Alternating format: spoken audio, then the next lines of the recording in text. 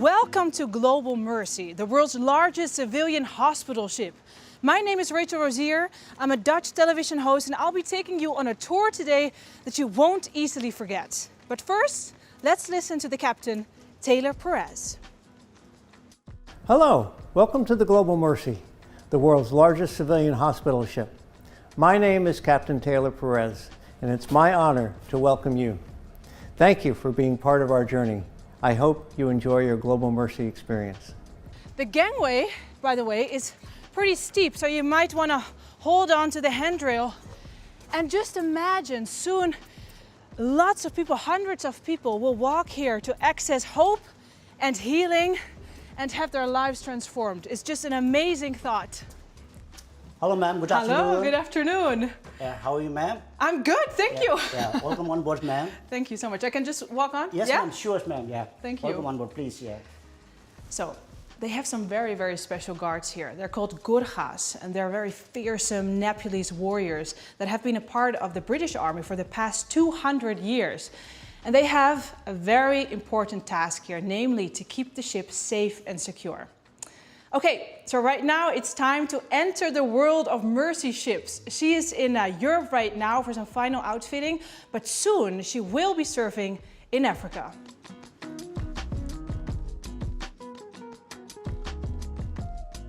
This ship is huge. Okay, I've got some numbers for you. The Global Mercy can house 641 people, including crew and medical staff. It can treat 950 patients. The onboard hospital alone covers 7,000 square meters. The hospital has 6 operating theaters, 102 acute care beds, 90 self-care beds, and 7 ICU isolation beds, plus state-of-the-art training facilities. Welcome to the Global Mercy. And welcome to Rotterdam, the starting point for our journey together. The Global Mercy is a life-transforming place where people who need it most can visit a doctor or surgeon. We are traveling to countries where many people do not have access to healthcare. We invite you on a journey to Africa. That's where the Global Mercy will sail to soon, and the Africa Mercy is already serving. In Africa, community is everything. For many people, having an untreated medical condition often means becoming an outcast and being rejected by their own community. Africa is thriving in many ways, but there is a lot of development still to be done in the provision of safe, timely and affordable surgery. Medical care is essential for people to thrive. Without access to safe surgery, even a simple and preventable illness can be life-threatening. Illness doesn't just affect one life, it leaves a mark on entire communities. Meet Clementine, who joined Mercy Ships 24 years ago to help bring safe and free surgery to people who need it most. Mercy Ships is a team, one big family, made up of supporters and volunteer professionals from all over the world, including local crew from the African host countries. Mercy Ships exists to make healthcare systems stronger and serve the patients that invite us to help. For these patients, surgery is not the finish line, it is the starting line for a transformed life filled with potential. Patients like Bernard, who was 7 years old when he was diagnosed with an aggressive tumor which couldn't be treated locally. Let's continue and hear his story. This is our next stop. So, you just have to think about all these patients that will be treated here. Patients like Bernard.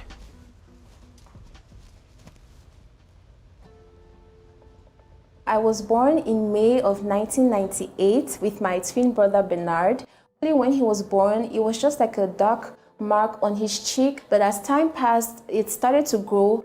I remember my dad took him to several hospitals, and then they took him to this particular hospital where they diagnosed him of having neurofibromatosis type 1.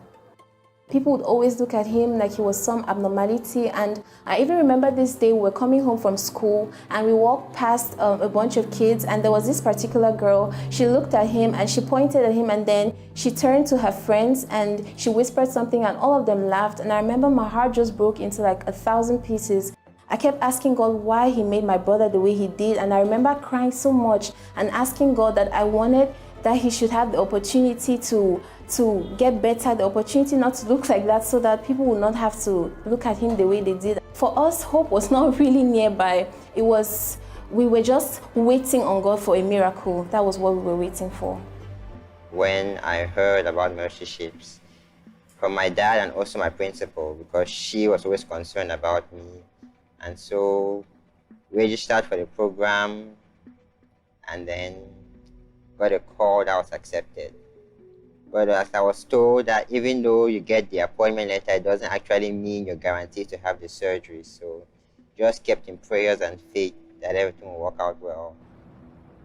So on the 19th of February, I came to the Hope Center. And the 21st, that's when I had my first screening. But then the surgeon wasn't there, so I had to come back the following week. So on the 5th of March, that's when the surgery was booked for.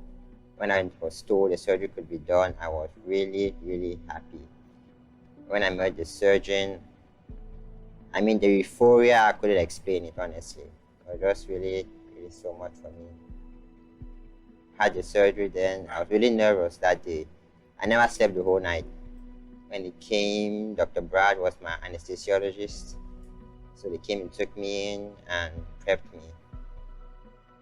So in the operating room, what I remember was they put the gas mask on my nose. I was just like, God, please let this go well, please let this go well.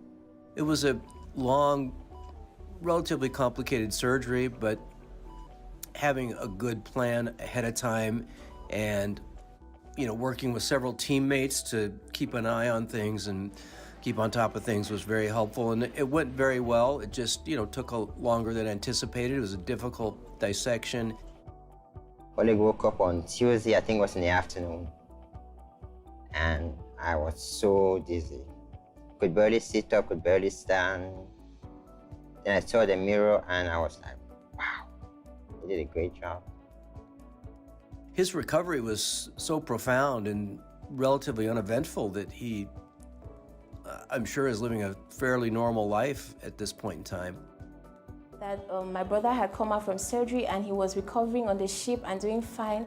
And seeing him come home to us and recover so quickly, be able to go to school and pursue his career, it's just been amazing, and I'm truly, truly, truly grateful to Mercy Ships. Oh, I think it has to do with the fact that you can't let what people say about you stop you from doing what you want to do.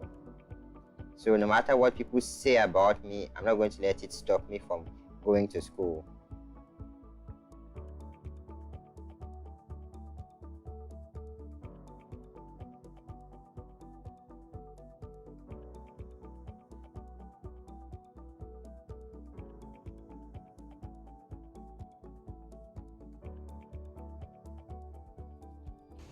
Wow, what a beautiful and hopeful story. And I think that Bernard's story is a perfect example of the effects that just one surgery can have on someone's life.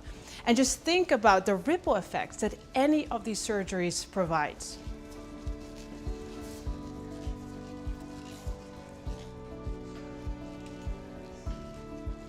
In 2021, Mercy Ships brought hope and healing by carrying out 3,138 surgical procedures, 16,067 dental treatments.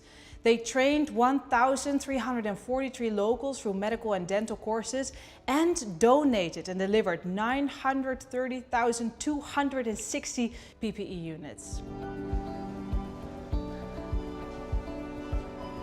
Well, this is the heart of transformation. This is the operating room. You are now in the heart of the Global Mercy. This is one of the 6 operating theaters on board where countless transformations will take place. Meet one of our top volunteer surgeons, Mark Schreim. Let's hear what he has to say. My name is Mark Schreim. I'm a head and neck cancer surgeon by training. I spend a lot of my time now doing research, teaching, and advocacy about the problem of access to surgery in resource-constrained settings. In the room right now, this room looks empty. But I'd like you to imagine that on a regular day, this room is full of people. It's full of surgeons, of anesthesiologists, of nurses, of instruments, of machines, all to take care of the one patient on the table in front of us. It's estimated that somewhere between 95 and 99% of the population of Africa can't access surgery. The tumors that we see in the maxillofacial and head and neck operating rooms are not of any different type than the tumors that we would see in the US or in Europe. They're exactly the same type of tumor, they're just a lot bigger. And that's because if I noticed a lump on my jaw, I would be in the doctor's office the next week. Whereas for many of these patients, it takes 20, 30 years before they can actually get access to care. In West Africa, we see a lot of jaw tumors that, again, would be treated in a dental office in the US or in Europe, but because of lack of access are allowed to grow so big that they obstruct the patient's airway, make it difficult for them to eat. So surgery itself requires an entire team. And part of what Mercy Ships does is train not just the surgeons in the countries in which we work, but come alongside and train nursing and train anesthesia, train biomed tech and sterilization, so that when we leave, hopefully we aren't just leaving some patients behind who have had some surgeries, but we've increased the capacity of the countries as well.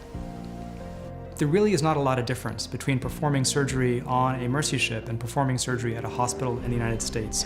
Very often, pretty much everything that we need in terms of sutures, in terms of technology, in terms of instrumentation, the same things that we would use in the US are available to us on the ship. Mercy Ships is really committed to providing the highest quality care possible to the patients that we serve. The hope really with Mercy Ships and with the work that we do, again, is not just to provide the surgery itself, but to start building up the infrastructure in the countries in which we work to start chipping away at that lack of access.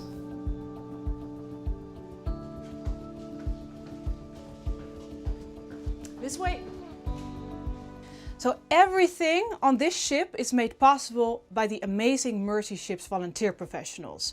It's kind of like one big family. Okay, so here's some more numbers for you. More than 1,300 volunteers from over 50 countries work on board Mercy Ships every year. And of course, you're looking at surgeons and medical staff, but also the captain, cooks, sound technicians, teachers, electricians, and the list goes on. And I'd love for you to meet one of them and to show you a little bit around and tell you about life on board.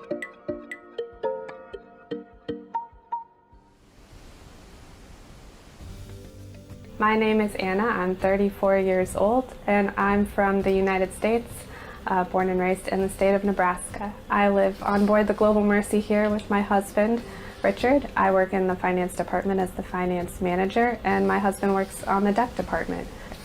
So I started with Mercy Ships in December of 2018 in Guinea, West Africa, and I've been with Mercy Ships ever since. Mercy Ships uses people from all different backgrounds and all professions.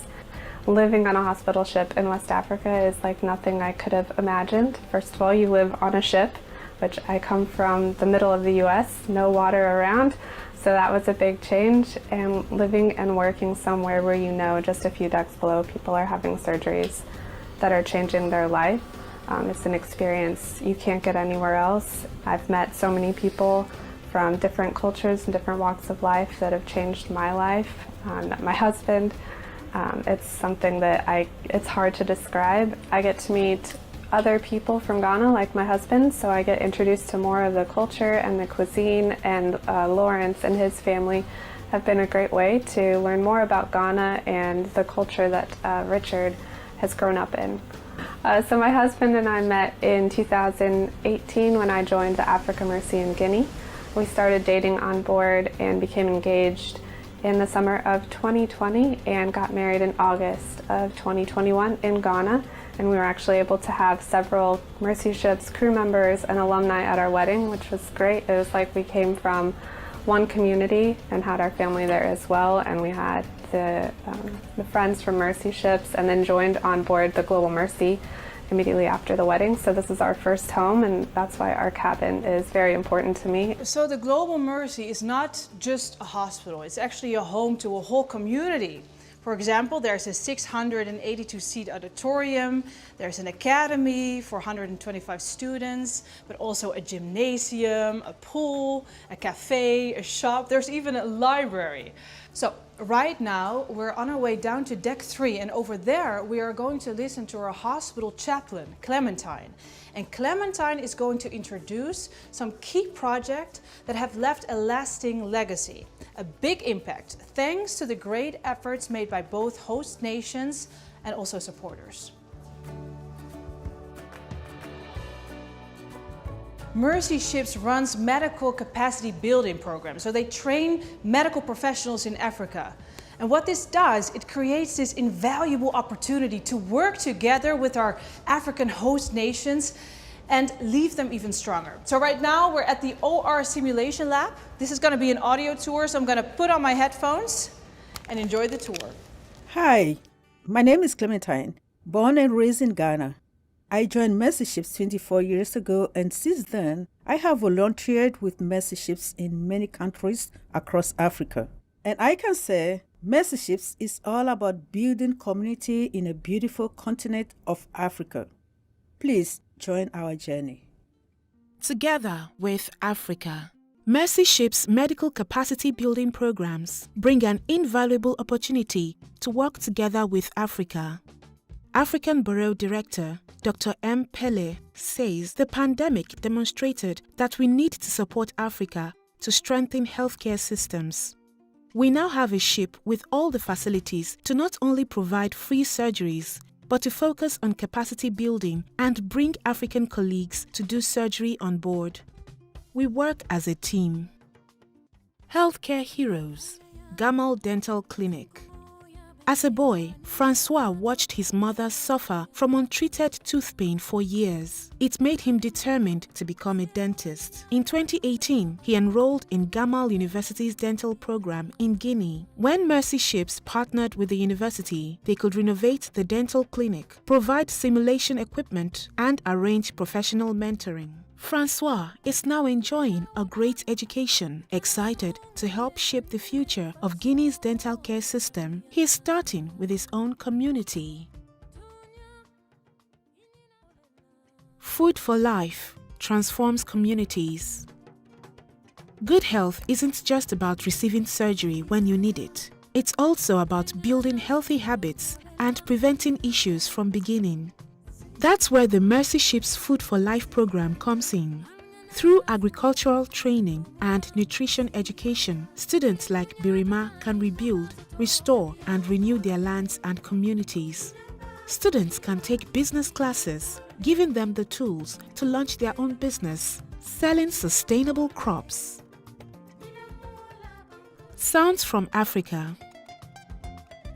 At the heart of every African celebration, there's music. Let's enjoy some crew favorites from the countries Mercy Ships serves.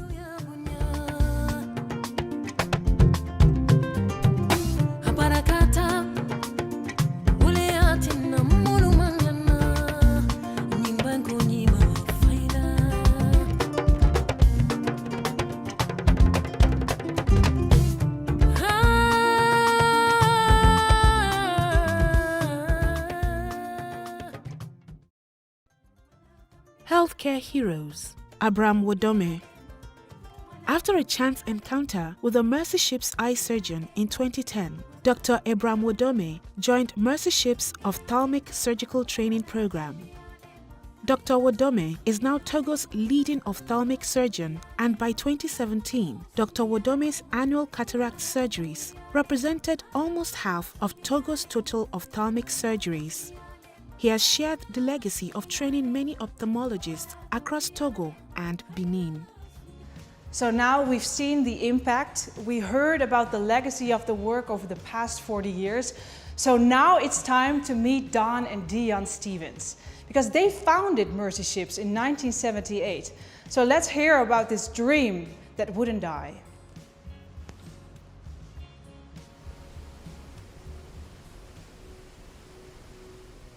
Welcome to the Global Mercy. Someday, I don't know when it is, but the possibility that every hospital bed, every ward bed, whether it's acute care, long-term care, will be filled either with patients in one stage of recovery or those that are awaiting their life-transforming surgery. What a privilege it is to welcome you, to be a part of this dream that wouldn't die.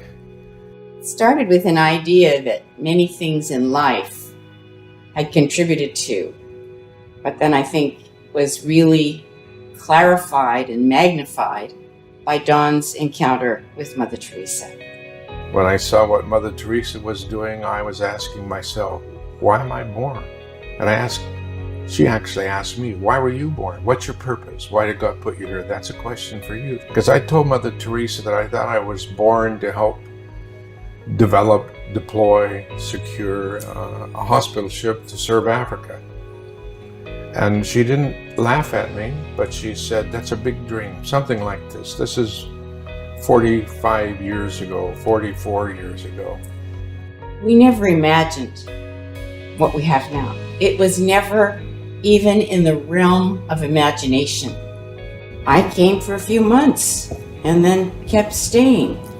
But I also, while we were in the midst, was figuring out how to be a mother, how to be more of a family. Wonderful place to rear children. Absolutely marvelous. School was wonderful. Volunteering has its important part here. And it's not only for the work of the ship and its outreach, but it's the work of the individual who every day persists and perseveres in doing good. The living on board changed me, as well as the people that we were supposedly ministering to. And I think that happens to our volunteers very often. The changing of individual lives is powerful, every single one. What are you doing about your dream, your purpose, while you're here on earth?